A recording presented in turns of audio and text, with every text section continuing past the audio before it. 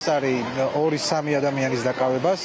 ეს ადამიანები არაფერს არ აშავებდნენ და არც ქუჩაში იდგნენ, უბრალოდ ტროტუარზე გადაადგილდებოდნენ, მაგრამ მანამდე აქ შინაგან საქმეთა სამინისტროს ერთ-ერთი უწყების უფროსი იყო მოსული, რომელმაც გასცა ბრძანება იმ აქტივისტების დაკავების, რომლებსაც სახეზე ცნობდა და მე მგონია, რომ უბრალოდ ზოგი ადამიანი მარტო იმიტომ დაიჭირეს, რომ ხშირად არიან ჩართული სამოქალაქო პროტესტში და მათ უბრალოდ სახეებზე ცნობდნენ. ეს იყო ბევრი მათგანის დაკავების მიზეზი.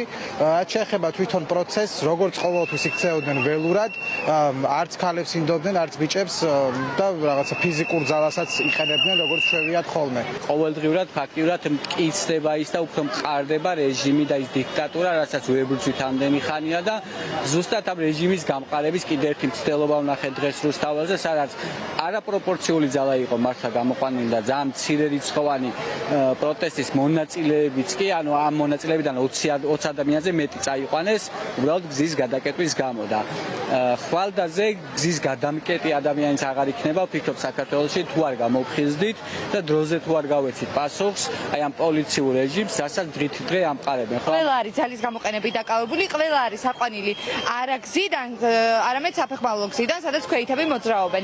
ძალის მიერად ისე რომ ძალას იყენებდნენ, შეიძლება რამე დაზიანებებიც მიეღოთ ამ ადამიანებს, ესე დააკავეს 23 ან 26 მოქალაქე. ყველა არის თითქმის ახალგაზრდა სტუდენტი, რომელიც აპროტესტებდა უკანონო გადაწყვეტილებას და სასამართლოს და შემდეგ ამ უკანონო გადაწყვეტილებას პარლამენტში.